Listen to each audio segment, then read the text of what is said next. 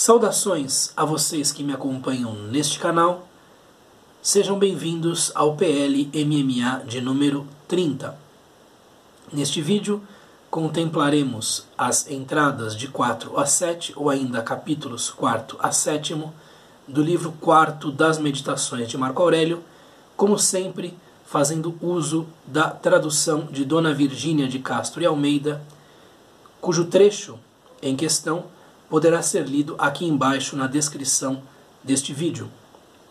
Como sempre, eu transcrevo o trecho em português modernizado, usando a grafia de hoje em dia, mas a edição que eu tenho, que é anterior a 1943, usa uma ortografia diferente. E por vezes eu caio, nesses desvãos da antiga ortografia, e por causa disso eu acabei lendo Gloriola em vez de Gloriola no vídeo anterior. Evidentemente, a pequena glória, uma glória imerecida, um pequeno aplauso feito por gente que muitas vezes não sabe aquilo que está exaltando, se diz Gloriola e não Gloriola.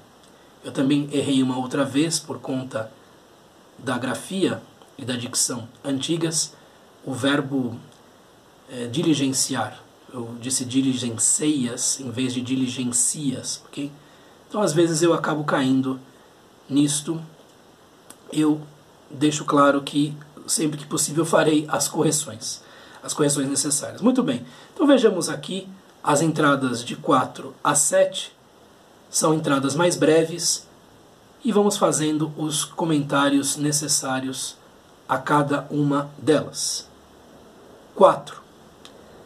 Se a inteligência nos é comum, a razão pela qual somos seres racionais é igualmente comum. Sendo assim, essa razão que nos prescreve o que devemos ou não fazer é comum. Sendo assim, a lei é comum. Sendo assim, somos concidadãos. Sendo assim, pertencemos a um só Estado. Sendo assim, o mundo é um Estado.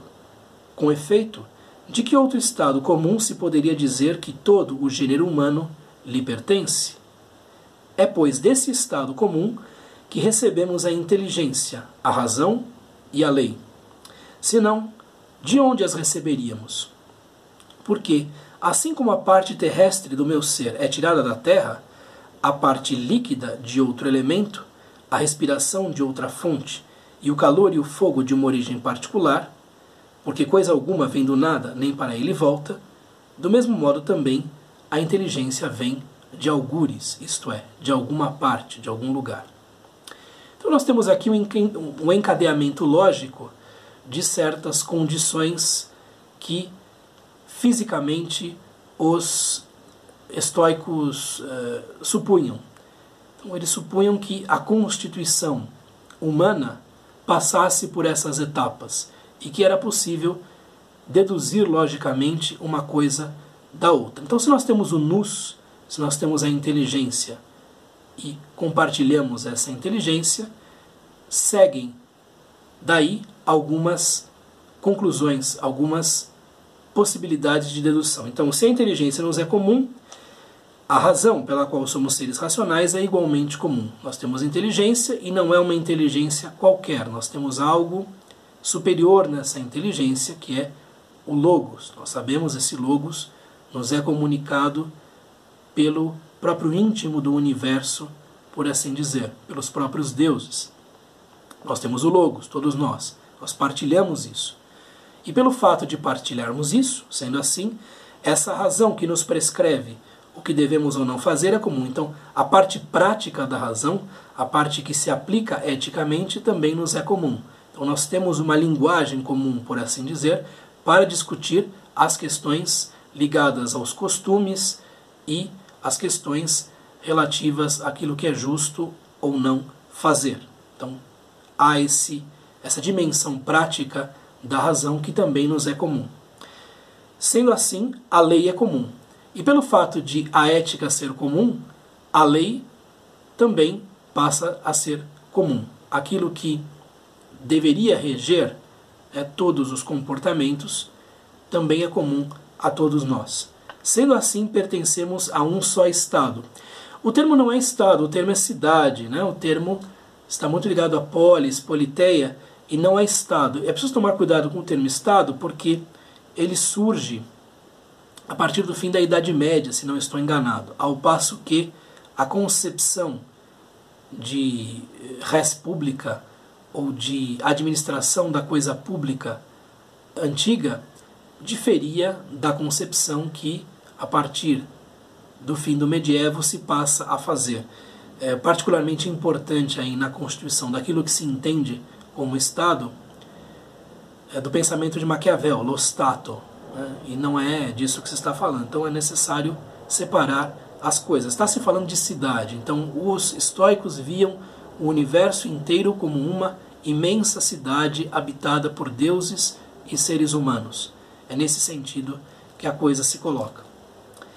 Sendo assim, o mundo, o cosmos, né, o universo é uma cidade. Com efeito, de que outro estado, de que outra cidade comum se poderia dizer que todo o gênero humano lhe pertence?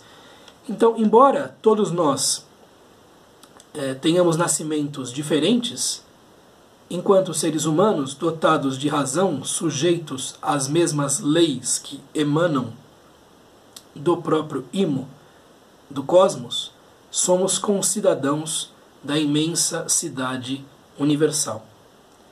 E isso é algo que deveria ser suficiente para que as divisões acerca de categorias sociais, etnias e outras possibilidades, digamos assim, sociológicas, todas fossem colocadas em segundo plano. Então, se todos nós somos cidadãos da mesma cidade universal, se todos nós somos irmãos, não é justificável o erguer, né, de barreiras, pelo menos no nosso trato pessoal. É claro que, do ponto de vista da realidade política, essas coisas acabam existindo. É, pois, desse estado comum, dessa cidade comum, que recebemos a inteligência, a razão e a lei. Então tudo emana desse centro do universo. Senão, de onde as receberíamos? Porque, assim como a parte terrestre do meu ser é tirada da terra, a parte líquida de outro elemento, a respiração de outra fonte, e o calor e o fogo de uma origem particular, porque coisa alguma vem do nada nem para ele volta, nada nasce do nada, tudo tem uma origem, tudo decorre de algo que já existia antes, de algo pré-existente. Do mesmo modo também a inteligência vem de algum lugar. Então, de onde vem a nossa inteligência? Ela não nasce do nada. Ela migra a partir de um centro cósmico, né, e a partir daí ela chega aos nossos cérebros, à nossa mente. Da mesma maneira como nosso corpo é constituído de elementos que vêm de outro lugar, nossa inteligência também viria de outro lugar, também seria dada por outra fonte. E pelo fato de ser dada por outra fonte, é necessário perceber o que nos une, é necessário perceber que este pertencimento coletivo da inteligência nos coloca numa relação muito próxima e nos obriga eticamente a um tipo de comportamento que seja o de proximidade, o de uma cidadania compartilhada. Então, também nossa inteligência vem de algum lugar e por isso estamos todos nós interligados. Esta é a ideia aqui na entrada de número 4. Na entrada de número 5, novamente a morte, algo que era uma preocupação constante para Marco Aurélio, um tema de meditação que recorre nas meditações de Marco Aurélio. 5. A morte é, como o nascimento, um mistério da natureza, combinação e dissolução dos mesmos elementos. Em suma, nada de que possamos indignar-nos, nada contrário à natureza de um ser inteligente, nem ao plano da sua constituição. A morte e o nascimento são mistérios do mesmo quilate. Por que nascemos, por que morremos, são perguntas cujas respostas são quase sempre muito insatisfatórias. A nossa inteligência talvez nunca venha a penetrar no mistério que há por trás do nascimento e da morte. O que nós podemos perceber é o nascimento e a morte pelas suas características físicas. Nós podemos fazer uma descrição física do que seja o nascimento e do que seja a morte. E quando fazemos essa descrição física, notamos que o nascimento é uma coalescência, um ajuntamento de determinados componentes, determinados elementos, de compostos, com o objetivo de se fundar ali uma nova vida, e esses mesmos compostos que se juntaram para uma formação de nova vida se dissolvem, se dispersam com a morte. Evidentemente que nossa inteligência, diante de uma descrição física, muitas vezes fica insatisfeita. Então isso é apenas o nascimento, isso é apenas a morte. Não há nada para além disso, não há um sentido subjacente tanto ao nascimento quanto à morte. Nós devemos nos satisfazer com essa descrição meramente física do nascimento e da morte, do nascimento como o ajuntamento de elementos e da morte como a dispersão de elementos. Evidentemente que há muita matéria de que meditar nesses dois polos, mas o que nós devemos notar, que é muito importante, é que tanto nascimento quanto morte são processos naturais.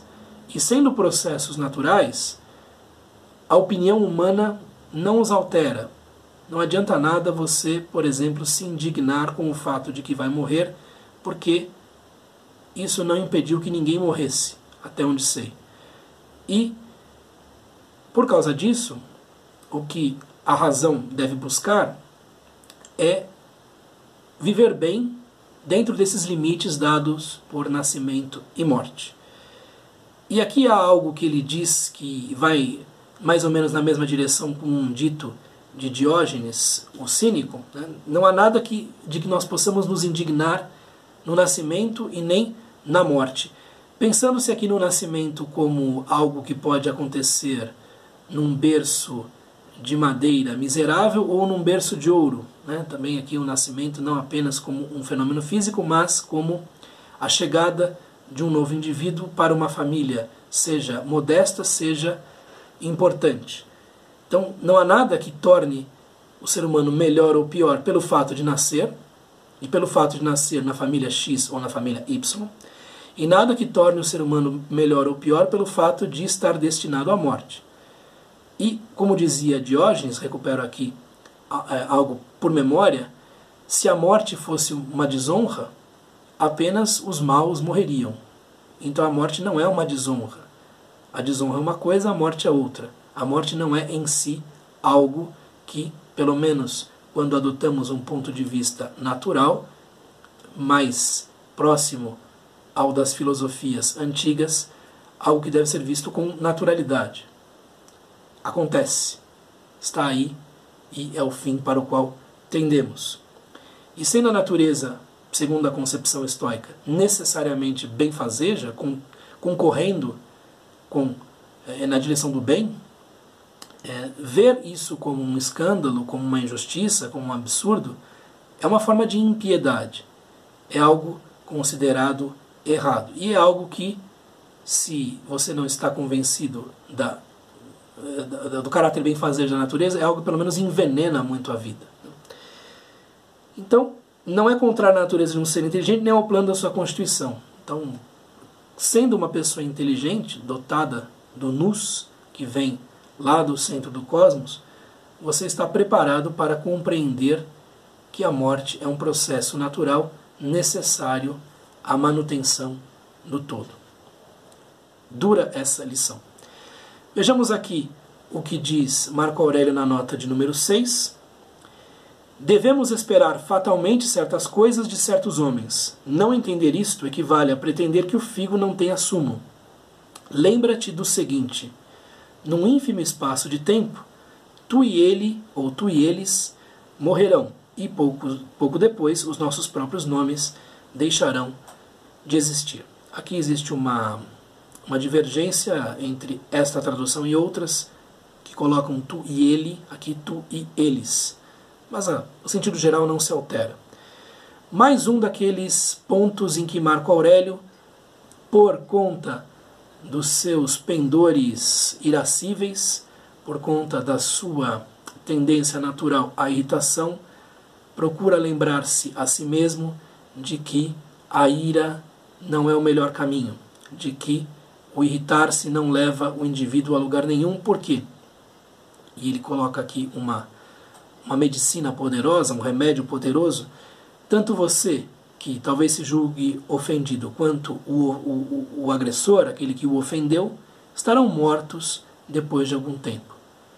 Esse é um leitmotiv, né, um tema recorrente das meditações de Marco Aurélio. Ele usa bastante argumentos semelhantes para se acalmar. Ele está numa posição, nós temos que entender isso também, de enorme poder. A sua ira não é uma ira qualquer, a sua irritação pode ter consequências políticas, inclusive de grande alcance, e ele precisa tentar se manter o mais equânime possível, tentar fazer com que o seu julgamento e o seu próprio comportamento não se alterem drasticamente, não se alterem muito, porque isso seria tanto um sinal de psicologia fraca quanto um sinal de má governança. Havia muito que dependia do seu próprio juízo, da sua própria capacidade de julgar. E aqui nós não conhecemos a situação específica, mas me parece que houve um entrevero entre Marco Aurélio e uma outra pessoa, e ele diz a si mesmo: você está irritado, Marco Aurélio, porque na verdade está deixando de considerar que certas pessoas sempre agem desse modo como elas agem. Então, de um certo modo, quem está errado é você, por não esperar esse tipo de comportamento desse tipo de pessoa. Certas pessoas agem mal mesmo. E aqui nós podemos voltar àquela entrada muito célebre do livro 2, em que Marco Aurélio faz o elenco daqueles tipos desagradáveis, molestos, que ele sempre encontrará ao longo do dia. Então conte com essas coisas, conte com essas pessoas desagradáveis ao longo da sua jornada, porque elas necessariamente estarão ali, e esperar delas outro tipo de comportamento é uma ingenuidade, se não for mesmo uma burrice. E se você vier a se irritar ainda assim, lembre-se do seguinte: tanto você quanto essa pessoa estarão mortos daqui a pouco tempo, e nada sobrará nem do nome dessa pessoa e nem em torno do seu próprio nome, Marco Aurélio. Portanto, essas coisas são de pouquíssima monta, não tem tanta importância assim. E por fim, uma outra medicina, um outro remédio para aqueles momentos de ira, aqueles momentos de ressentimento. 7. Suprime a tua opinião e suprimirás a tua queixa, a tua lamentação. Este homem fez-me sofrer. Suprime essas palavras e o teu mal ficará suprimido. Mais um ponto em que Marco Aurélio está pensando na sua própria irritabilidade, se não em sua suscetibilidade mesma. O que ele está dizendo é o seguinte: que quando nós nos agravamos com alguém, quando nós ficamos bravos com uma pessoa, nós estamos sendo movidos por um julgamento que formamos acerca do comportamento dessa pessoa, e não pelo fato em si. Porque pessoas diferentes agem de maneiras diferentes em situações semelhantes. Então, se a pessoa fez algo que você considera irritante, segundo a visão estoica, e Marco Aurélio está se lembrando disso neste ponto das meditações, o problema está no seu modo de ver o que essa pessoa fez. É evidente que nós podemos colocar as coisas com grano salis, encará-las com as devidas restrições, porque existem agravos que são muitas vezes justificáveis ou alguma coisa assim. Mas pensando em situações mais cotidianas, você está numa fechada no trânsito, tem aquele momento de fúria, de expansão furiosa, mas quando se lembra, né, que você tem o poder de suprimir essa opinião ruim, contrária, aquilo vai embora, talvez seja uma coisa que ajude, que funcione. Então Marco Aurélio está falando consigo mesmo neste ponto, dizendo: se você suprimir a opinião de que foi vítima de uma ofensa, a própria emoção ligada a essa ofensa, a paixão, vai embora. Então, em vez de ficar sempre muito suscetível e sempre muito aberto a se sentir mal, você deve pensar que as palavras carregadas, né, de ódio são palavras quaisquer, que são usadas por pessoas que não sabem muito bem se comportar. É algo que o estoicismo colocaria neste caso. O termo opinião aqui é hypolepsis, que é algo importante, é algo que aparece lá no fim do capítulo 3º, do livro 4º, tema do nosso vídeo anterior, né, quando se diz que a própria vida é hypolepsis, a própria vida é opinião.